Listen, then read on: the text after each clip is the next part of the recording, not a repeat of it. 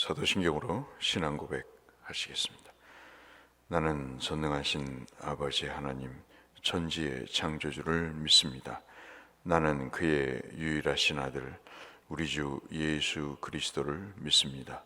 그는 성령으로 잉태되어 동정녀 마리아에게서 나시고 본디오 빌라도에게 고난을 받아 십자가에 못 박혀 죽으시고 장사된 지 사흘 만에 죽은 자 가운데서 다시 살아나셨으며 하늘에 오르시어 전능하신 아버지 하나님 우편에 앉아 계시다가 거기로부터 살아있는 자와 죽은 자를 심판하러 오십니다. 나는 성령을 믿으며 거룩한 공교회와 성도의 교제와 죄를 용서받는 것과 몸의 부활과 영생을 믿습니다. 아멘. 388장입니다. 비바람이 칠 때와 물결 높일 때에 사랑 많은 우리 주 나를 품어 주소서.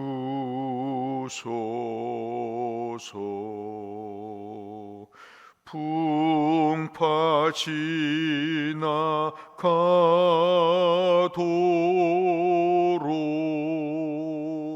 나를 숨겨 주시고 안식 얻는 곳으로 주여 인도하소서. 나의 영혼 피할 때 예수밖에 없으니 혼자 있게 마시고 위로하여 주소서. 구주 의지하옵고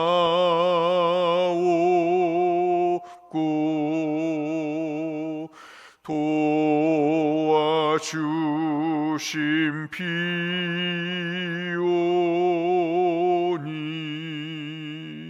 할 수 없는 죄인을 주여 보호하소서.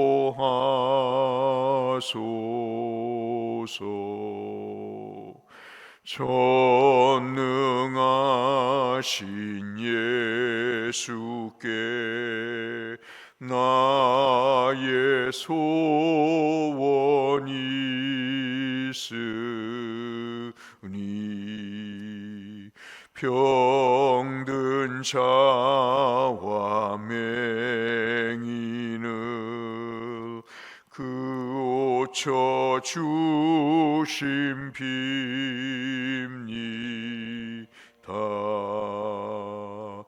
나에게는 죄악이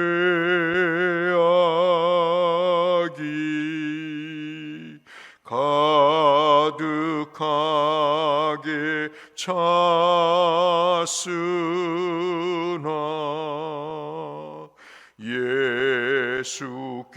예수께는 진리와 은혜 충만하도다.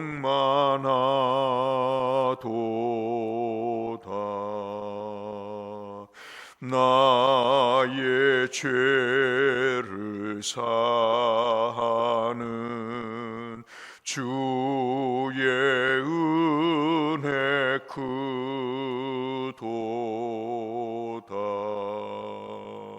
생명 생명수로 고치사 나를 성케 하소서.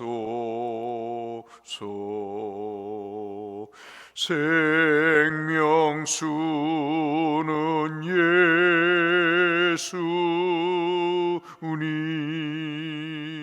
마시게 하시옵고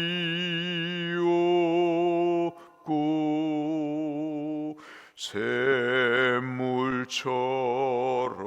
내 맘에 솟아나게 하소서. 아멘.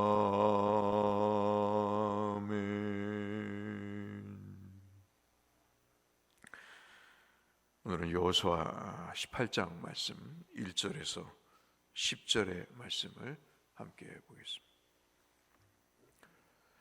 여호수아 18장 1절에서 10절의 말씀 보겠습니다.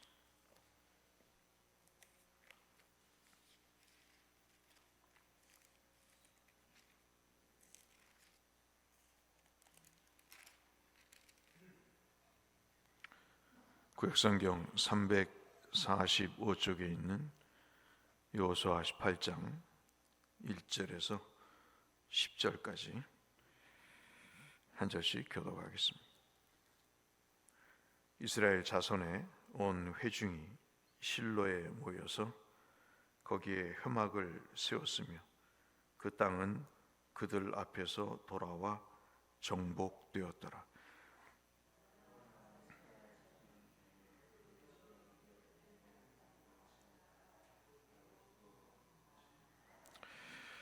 여호수아가 이스라엘 자손에게 이르되 너희가 너희 조상의 하나님 여호와께서 너희에게 주신 땅을 점령하러 가기를 어느 때까지 지체하겠느냐.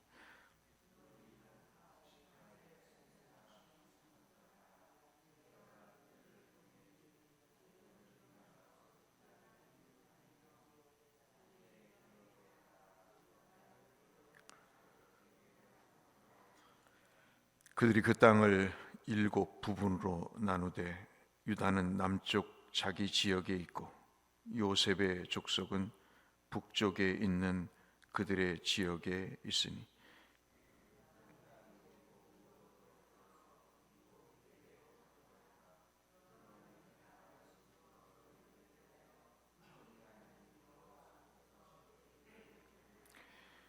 너희 사람은 너희 중에 분깃이 없나니 여호와의 제사장 직분이 그들의 기업이 됨이며 갓과 루벤과 므낫세 반지파는 요단 저편 동쪽에서 이미 기업을 받았으니 이는 여호와의 종 모세가 그들에게 준 것이니라 하더라.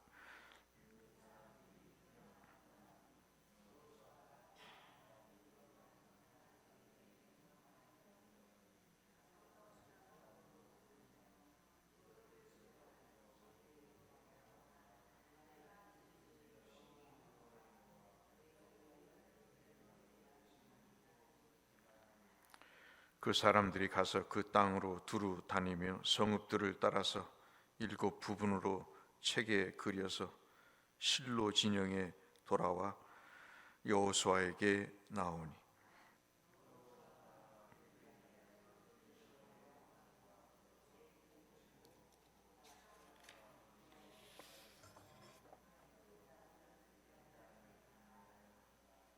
아멘. 여호수아서 18장 말씀은 땅을 분배하는 과정의 중간 부분 정도 해당되는 내용입니다. 요단 동편에 목축을 하기 위해서 루벤과 갓과 므낫세 반쪽 지파가 분배를 받았습니다. 그들은 가나안 땅에 대한 관심이 없고 그저 돈 벌고 자식 새끼 키우고 목축을 하는 일에 관심이 있어서 그들은 요단강을 건너는 것을 원치 않았고 하나님의 약속에 대한 별 신경이나 관심이 없었죠. 그런데 이제 요단 서편에 아주 약삭 빠른 유다와 에브라임, 그리고 나머지 반쪽 므낫세 반지파가 땅을 분배를 받았습니다. 이제 문제는 이들이 땅을 차지한 이후에 상당수의 7지파들이, 우리가 잘 아는 시므온이나 이사갈이나 또는 스불론이나 단이나 납달리나 아셀이나 베냐민 지파가 이들이 뒤처져서 가나안 땅 분배에 대한 관심이 사라지게 됩니다. 오늘 본문의 말씀을 보면 3절의 마지막 부분에 보면 이들이 땅을 차지하고자 하는 열이나 또는 생각이 그렇게 없는 것처럼 땅을 분배를 해야 되는데 상당수의 12지파 중에 7지파가 그저 지체하는 그런 상황입니다. 그러자 이제 여호수아가 실로의 회막, 즉 성막을 세우고 이 땅의 분배에 대한 내용을 하게 됩니다. 이때부터 이제 실로라고 하는 내용, 이 지역이 평온의 초소 또는 안식의 초소라는 의미를 갖고 있는데, 이때부터 이제 사울이 나타나기 전까지 실로라는 이 곳이 정치적인 또는 종교적인 그런 중요한 중심지로, 예루살렘이 왕정 시대에 다윗에 의해서 성전이 세워지는 중심 지역 이전에 중요한 장소가 되죠. 근데 그 땅의 이름처럼 결코 평안하지가 않습니다. 참 희한하고 또 희한한 것은 예나 지금이나 이 땅의 문제 때문에 형제들 간에 피 터지는 싸움이 있고, 한쪽은 희낙낙거리고 한쪽은 고통스러워하는 이런 일들이 가나안 정복 때에도 있었죠. 그래서 결코 이 실로라는 곳이 평온하거나 또는 안식의 의미를 그 뜻 그대로 갖고 있지 못한 그런 상황입니다. 좌우간 이 땅이 분배되는 과정에서 여호수아가 실로의 나머지 7지파들을 모읍니다. 이것은 분배받지 못한 7지파의 땅을 분배하기 위함이죠.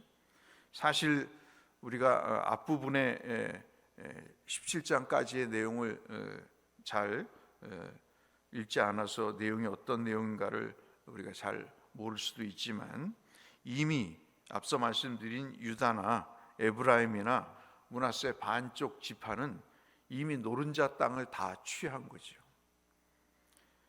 아마도 우리가 추정컨대 나머지 7지파는 이럴 바에야 무슨 땅을 분배를 할 필요가 있겠는가. 이미 노른자를 다 차지하고 나머지 산지와 그리고 아주 지형이 험하거나 척박한 땅을 분배받은들 무슨 의미가 있겠는가 하는 생각을 갖게 되면서 이미 나머지 지파들의 마음에는 욕심이 생기게 되는 거죠. 이런 지파의 땅 분배가 희지부진해지자 여호수아가 앞서 말씀드린 실로의 성막을 세우고 하나님 앞에서 땅을 분배할 것을 이야기를 합니다.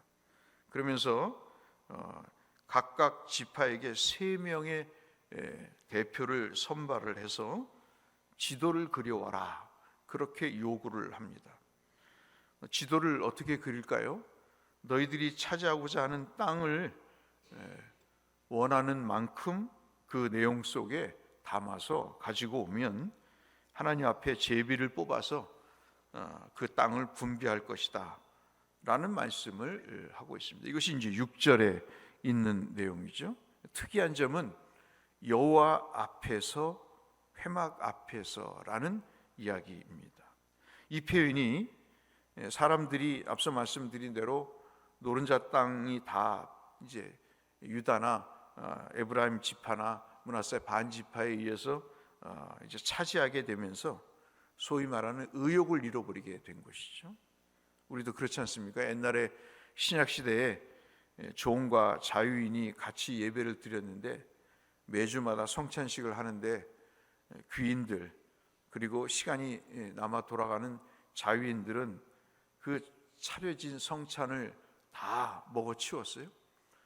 노예들이 일 실컷 하고 나중에 와서 예배를 드리러 보니까 먹을 성찬이 없는 그런 상황에서 싸움이 있었듯이 이렇게 땅의 분배에 있어서도 사람들이 그렇게 욕심을 내고 또는 한쪽은 의욕을 상실하는 이런 웃지 못할 상황이 전개되는 것입니다. 그런 상황에서 여호수아가 하나님 앞에 너희들이 다시 설 것을 원한다 하는 취지의 6절 이하의 말씀을 하고, 레위 지파는 여러분 잘 아시다시피 땅을 분배받지 않고 여호와께 드리는 제물로 그 제물로 자신의 몫을 삼을 것임을 이미 여호수아 13장 14절에 말씀하신 상황입니다. 이런 상황에서 오늘 본문이 우리가 10절까지 읽었습니다마는 이런 거죠. 어떤 일이 진행될 때 우리의 마음이 상하게 버릴 때가 있습니다. 어떤 상황이든 어떤 여건이든 그 마음이 흐트러지고 그리고 의욕이 상실돼서 도대체 이러한 신앙을 유지할 수 있을까 하는 그런 생각들이 우리 속에 자리 잡을 때입니다. 즉 신앙이 긴장이 되지 않고 느슨해지고 그저 욕심만 생기는, 그로 인한 한쪽에서는 또 좌절과 그리고 의욕이 상실되는 이런 상황 속에서 우리가 어떻게 그 느슨해진 마음을 추스릴 수 있을까? 여호수아가 나머지 7 지파들이 3명씩 대표를 뽑아서 지도를 그려와서 너희들이 차지하고 싶은 땅을 제비 뽑아서 분배할 것이라고 하는 이 요구를 하면서 그들을 다시 실로라고 하는 하나님의 예배 장소로 모이는 이 상황에 우리가 주목할 필요가 있는 것이죠. 믿음이 흔들리고 그리고 하나님 앞에 믿음의 의욕이 상실될 때 늘 우리가 경험하고 진단해서 아는 것은 예배를 등한시하는 것입니다. 믿음의 말씀이 내 마음에 떠나고 생각이 나를 사로잡아 감정과 생각에 사로잡힌 종교인으로 전락하는 그러한 모습인 거죠. 여러분 가만히 생각해 보시면 12지파 중에 7지파입니다. 그들이 땅을 차지할 의욕이 상실돼 있어요. 그러면 어떻게 되는 겁니까? 출애굽의 의미가 없어지는 것이죠. 그런 상황에서 여호수아가 실로의 사람들을 모아놓고 앞서 말씀드린 6절에 여호와 앞에서, 즉 회막 앞에서 이 제비 뽑기를 통한 땅 분배의 사항들을 다시 부추기고 다시 권면해서 땅을 분배함으로 하나님의 섭리를 이루어갈 수 있도록 그들을 다시 예배, 하나님이 임재하신 장소의 한 중심에 그들을 모으게 되는 거죠. 여호수아는 장난질을 치지 않았어요. 사람을 귀합해서 이 자기의 세력을 만들어서 그래 저놈 나쁜 놈들, 이 유다와 에브라임과 므낫세 반지파 저런 나쁜 놈들 어떻게 자기의 사욕을 쫓아서 저렇게 할 수 있냐, 우리가 세를 귀합해서 저놈들을 몰살해버리자. 종교 지도자가 그런 짓을 하지 않습니다. 여호수아는 그들을 하나님의 회막에 모아서 하나님이 그들에게 약속하신 약속을, 즉 신앙의 약속을 다시 고취시키는 일을 하게 되는 것이죠. 우리가 그래야 된다는 겁니다.